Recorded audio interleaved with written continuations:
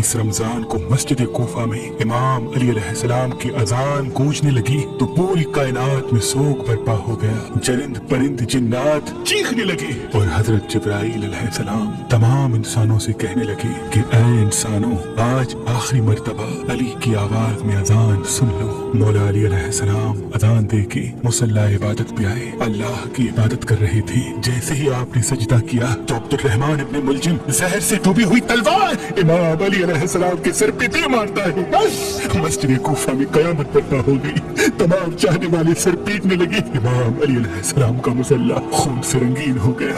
आपके सर का खून आपके चेहरे और दाढ़ी पे आ लगा। कुछ चाहने वाले उस मलून को ढूंढने लगे जिसने मौला अली को ज़रब मारी तो कुछ मौला अली अलैहिस्सलाम के सर का खून साफ करने लगे। इतनी देर में इमाम अली अलैहिस्सलाम ने फरमाया, ऐ हसन, ये नमाज फज्र का वक्त है, पहले नमाज मुकम्मल करवाओ, उसके बाद मुझे देखना। इमाम हसन अलैहिस्सलाम ने नमाज पढ़ाई और मस्जिद में मौजूद तमाम मुसलमानों ने नमाज पढ़ी। जैसे ही नमाज खत्म हुई तो अब्दुर्रहमान इब्ने मुलजिम जिसने मौला अली अलैहिस्सलाम के सर पे वार किया था उसको पकड़ के इमाम की खिदमत में लाया गया और कुछ चाहने वाले शहद का शरबत बना के पास लेके आए। जैसे ही इमाम अली अलैहिस्सलाम ने अपने कातिल के चेहरे पे खौफ देखा तो अपने चाहने वालों से फरमाने लगी कि इस शरबत की मुझे नहीं बल्कि मेरे कातिल को जरूरत है। ये शरबत इसे पिला दो और देखो, इसने मुझ पे एक वार किया है, इस पे भी एक ही वार करना और अगर ये जिंदा बच जाए तो उसे आजाद कर देना।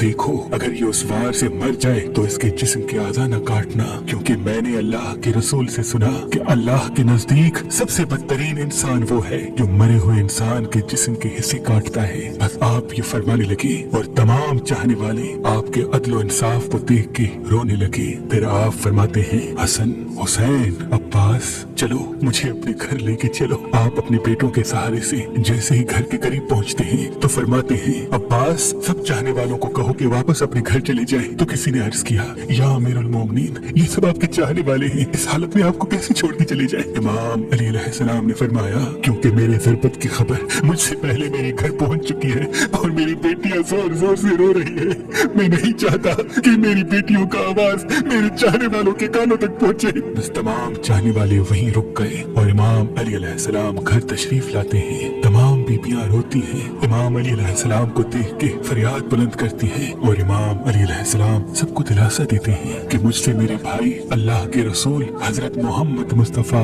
सल्लल्लाहु अलैहि वसल्लम पहले ही फरमा चुके थे कि ऐ अली, मेरी उम्मत तुझे रमजान के महीने में मस्जिद में ज़रब मारेगी और तेरे सर के खून से तेरी दाढ़ी सुर्ख हो जाएगी। ये वक्त सब्र का है। आपको बिस्तर पे लेटाया गया। तारीख ने लिखा, जैसे ही तबीब ने इमाम अली अलैहिस्सलाम को देखा तो वो चीख के रोने लगा और फरमाने लगा कि वो ज़रब जहर में डूबी हुई थी और जहर मौला अली के पूरे जिस्म में फैल चुका है।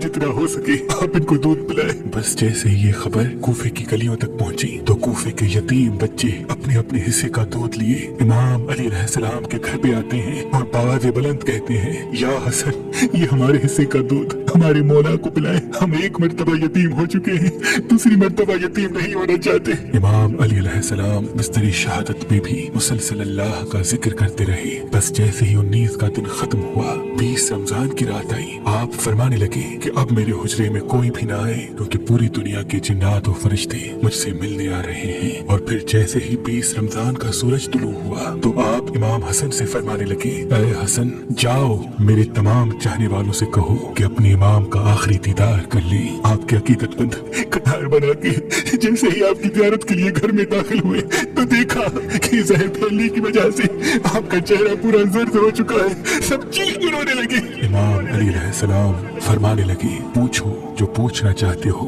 क्योंकि मैं अली जमीन के रस्तों से ज्यादा आसमानों के रास्ते जानता हूँ। पूछ लो। जब तुम मुझे अपनी आंखों से नहीं देखोगे तो पछताओगे कि काश कुछ और पूछ लेते। किसी अकीदतमंद ने सवाल किया, किसी ने जवाब लिया, कोई ज़ियारत करता रहा। बस जैसे ही अकीदतमंद जाने लगे, इमाम अली अलैहिस्सलाम ने फरमाया, हसन, मेरे पूरे खानदान को मेरे हुजरे में लेके आओ। इमाम अली अलैहिस्सलाम ने वसीयतें की और फरमाया फरमाया अब इस खानदान का वारिस मेरा बड़ा बेटा हसन है, जो ये कहे उसे मानना। और इमाम हसन से फरमाने लगे, ऐ हसन, जितना हो सके अपनी ज़बान और किरदार से मोहब्बत और अमन का पैगाम देते रहना। अपने नाना के सुलह हुदैबिया को याद रखना। कोशिश करना कि मुसलमान का दुश्मन न बने और तकवा से दूर न होना। अगर दुनिया तुम्हारे करीब आए भी तब भी इससे दिल न लगाना। दुनियावी चीज न मिलने पर कभी अफसोस न करना। हमेशा हक बात कहना, मजलूम की मदद करते रहना। हसन, हुसैन, जहाँ तक हो सके मेरे इस पैगाम को हर एक तक पहुँचाना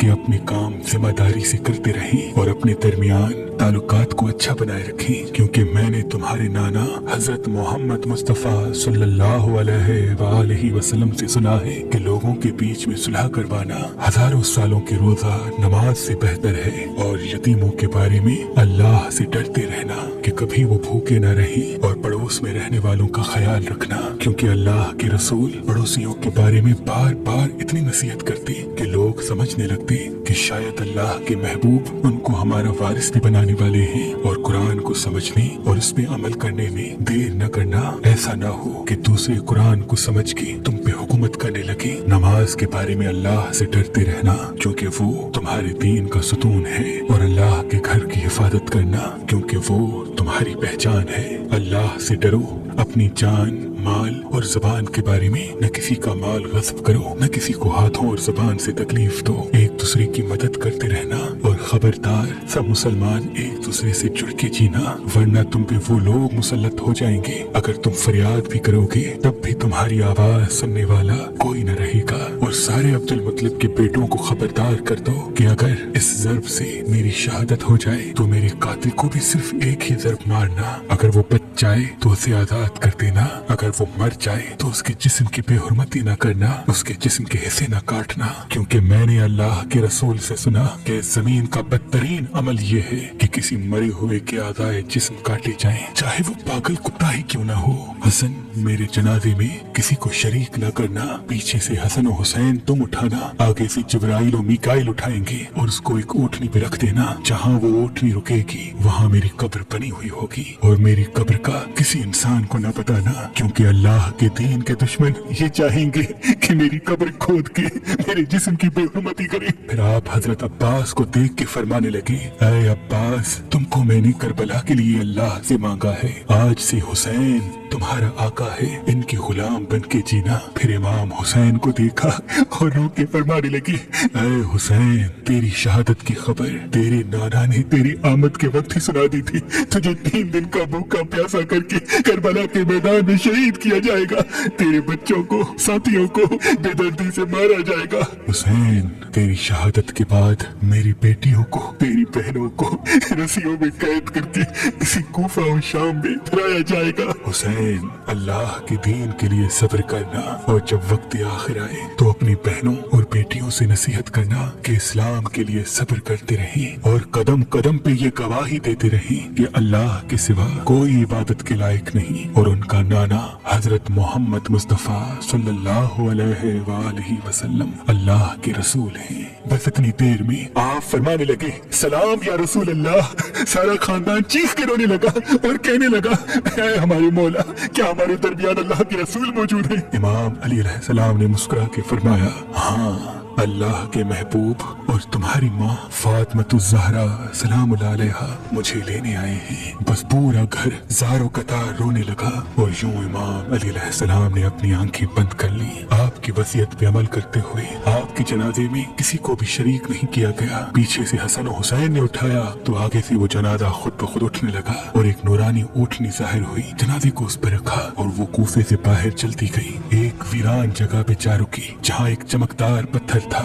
जैसे ही इमाम हसन हुसैन ने उस पत्थर को हटाया तो उस पत्थर के नीचे एक कब्र बनी हुई थी और उस पे लिखा हुआ था कि ये कब्र अल्लाह के नबी नूह नजीउल्लाह ने बनाई है, अल्लाह के वली अली इब्ने अबी तालिब अलैहिस्सलाम के लिए।